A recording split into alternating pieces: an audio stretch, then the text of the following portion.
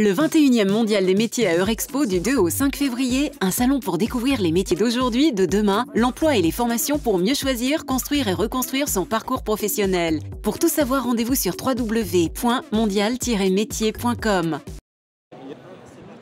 Au Mondial des métiers en 2017, nous rencontrons Frédéric Chapuis, qui est salarié à la CFDT. Et à la CFDT, comme dans tous les syndicats aujourd'hui, eh bien, il y a beaucoup de problèmes aujourd'hui qui se développent. D'abord les problèmes liés au rôle des jeunes qui sont en formation aujourd'hui, que ce soit dans des CFA, que ce soit dans des lycées, et qui peuvent avoir des besoins vis-à-vis de leur propre patron. Et puis également de ce nouveau développement avec les auto-entrepreneurs qui fait que beaucoup de gens se trouvent dans des situations où ils sont très isolés vis-à-vis de leurs donneurs d'ordre et qui ne savent pas forcément comment ils peuvent aussi défendre leurs droits syndicaux. Alors, c'est toutes les questions que je voulais vous poser. On commence par les jeunes que vous rencontrez aujourd'hui, qui viennent des lycées et des collèges et qui ont des questions à vous poser.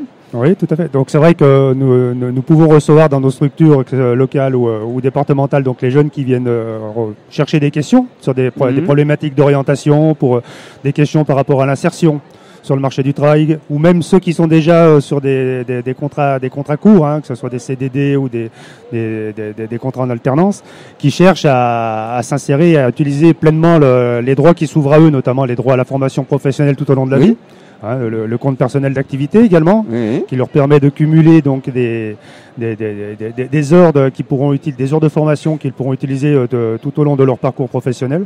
Donc oui, nous sommes bien là présents pour répondre à leurs demandes et les orienter, les conseiller, tant pour l'orientation, ce que l'on fait d'ailleurs ici sur le Mondial de métiers, que pour s'insérer durablement sur le marché du travail et s'épanouir aussi. Alors, et connaître également leurs droits sociaux et puis les droits qu'ils peuvent obtenir au niveau de l'entreprise. Alors, il y a beaucoup d'aspects. Il y a comment se défendre aussi vis-à-vis d'un patron, avec les collègues, même quand il n'y a pas de section syndicale, même quand il n'y a pas forcément de gens qu'on peut rencontrer tout de suite. Et puis après, il y a l'aspect aussi de la formation, parce qu'il y a quand même des droits nouveaux qui sont donnés. Les comptes de formation peuvent être plus individuels, mais est-ce que les gens le savent et est-ce qu'ils savent qu'ils peuvent avoir quand même, au-delà de leur nouveau métier qu'ils vont trouver au cours de leur vie, la possibilité d'avoir une formation à eux? Alors, dans l'entreprise, c'est vrai que globalement, les salariés, les jeunes le savent parce que les équipes syndicales et les représentants du personnel les informent. Après, c'est vrai, ce que l'on peut constater, c'est que les jeunes qui sortent des études et qui arrivent sur le marché du travail, ils ne connaissent pas forcément tous ces nouveaux droits. Je parlais du compte personnel d'activité. Bon, actuellement, ça fait quand même un petit peu l'information parce qu'il est lancé depuis le début de l'année. Oui, mais les profs leur ont parlé de ça un petit peu. Un petit peu parlé, bien évidemment.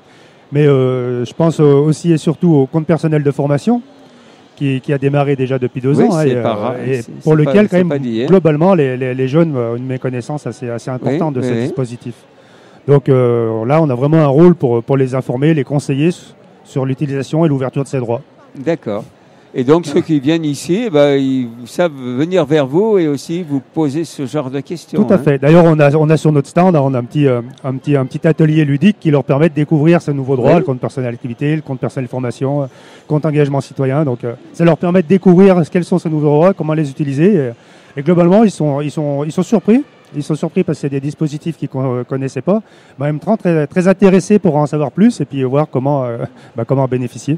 Oui, d'accord. Parce qu'on nous dit souvent, il y a quand même beaucoup de gens qui sont syndiqués dans les syndicats en France, c'est un peu morcelé.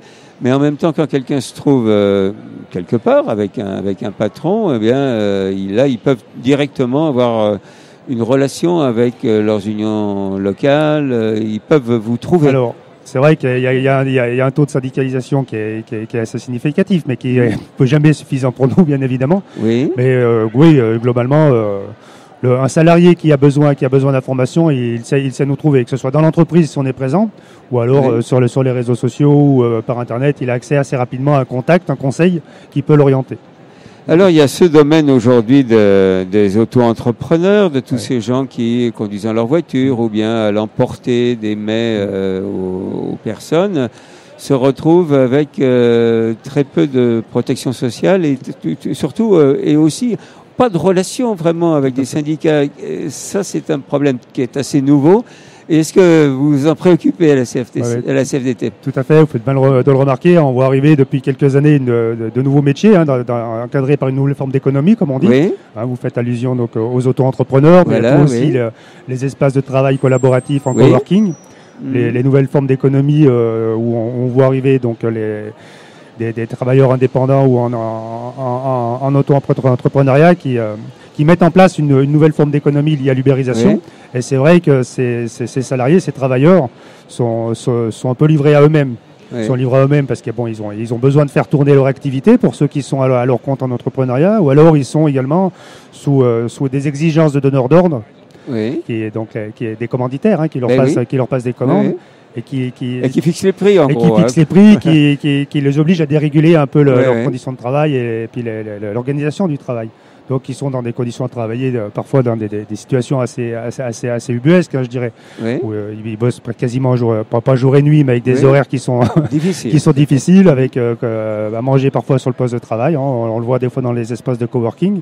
Pour certains qui sont sur des métiers liés au numérique ou sur ces nouvelles formes technologiques. Donc on travaille tout le temps, même le soir. Ça fait partie un peu de la culture, mais malheureusement, c'est pas le cas de tous ce nouveau métier. Et puis ça doit pas être non plus une obligation. Donc vous le signalez, est-ce que la CFDT s'intéresse à ces nouvelles formes d'emploi, à ces nouvelles types de travailleurs? Bien évidemment. Donc on met en place des actions pour aller à leur rencontre. Mais c'est vrai quand même qu'on a du mal. Il y a encore du boulot parce qu'on a du mal à leur faire mesurer que certes, il y a ces nouvelles formes d'emploi, ça peut être une étape pour accéder à l'emploi, pour démarrer, pour se construire une entreprise ou un parcours professionnel, mais que dans la durée, c'est pas quelque chose qui est très pérenne. Notamment, vous faisiez allusion qu'ils ont peu de droits sociaux et que dans la durée, ils ne se construisent pas une protection sociale qui leur permette de rebondir en cas de problème si l'activité ne marche pas. Donc on va à leur contact, mais on a quand même assez de difficultés quand même pour leur faire prendre conscience que le syndicat, on est là pour les aider, les conseiller, et que ce n'est pas un frein au développement de leur activité. Oui, parce que traditionnellement, les syndicats, ils sont dans une entreprise, les travailleurs se rencontrent et puis ils ont une action bien précise. Mais là, ils sont chacun de son côté. Puis souvent travaillent pour son propre compte, pour son propre projet, qu'il souhaite développer. Et dans l'imagination de certains, ils peuvent penser qu'on est là aussi pour contrer le patronat, l'employeur, le patron, ce qui n'est pas le cas. On est vraiment là pour les aider au développement de leur activité, tout en non plus sans qu'ils se perdent dans cette activité, qui pensent aussi à l'avenir. Si par hasard ça ne marchait pas comme ils l'envisagent, comment rebondir et comment assurer derrière des droits au chômage, des droits à l'assurance maladie, penser à la retraite. Enfin, c'est toutes des questions qu'elles ils doivent avoir en tête. Donc vous essayez d'avoir les contacts, vous mettez des contacts, mais ils ne sont pas forcément eux-mêmes demandeurs, ils ne viennent pas forcément toujours vous voir. Mais donc là, il y a encore beaucoup à faire pour peut-être les aider à se rassembler. Tout à fait. On essaye d'aller à leur contact autant que possible, mais c'est vrai que ce n'est pas une démarche naturelle pour eux de venir voir le syndicat pour être conseillés. Et en même temps, on le voit avec les mouvements des personnes d'Uber, il y a des envies de se syndiquer, de travailler ensemble, même si c'est pas sous forme de travail avec une organisation. Uber en est un bon exemple. Au démarrage, c'est tout beau, tout rose. On se rend compte que ça peut être facile de gagner de l'argent, on a son propre compte et puis on gère son temps un peu comme on a envie. Et progressivement, on se rend compte qu'on peut être dans une dérive et puis que c'est difficile d'en sortir. Et que si on veut en sortir, les droits qui ont été acquis au titre de la protection sociale sont pas forcément là et qu'on est un peu pris à son propre piège. Donc, c'est vrai qu'à ce moment-là, les salariés viennent nous contacter. Donc c'est un travail en eux-mêmes pour se mettre à mieux travailler en commun et puis retrouver un lien avec les organisations qui elles-mêmes travaillent depuis longtemps sur les droits des travailleurs. Tout à fait. Voilà. Donc, là, pour aller à leur contact, on va mettre prochainement en place des actions pour aller les rencontrer sur les espaces de coworking. Oui, voilà. C'est là qu'on là où on les trouve. Là où on les trouve. Là où on les trouve et là où ils sont nombreux. Voilà, très bien. On vous souhaite bonne chance parce que c'est quelque chose de difficile, mais qui est nouveau et sur lequel vous vous êtes bien engagé. Tout à fait. Je vous remercie. De toute façon, on est en réflexion permanente pour essayer de mesurer quelles sont les évolutions des emplois, des métiers et comment les employés, les travailleurs devront s'adapter à ces évolutions et comment nous, les syndicats, on peut les accompagner dans ces évolutions. Très bien. On vous remercie. On tape CFDT et puis on vous trouve. Je vous remercie. Merci. Au revoir. Au revoir.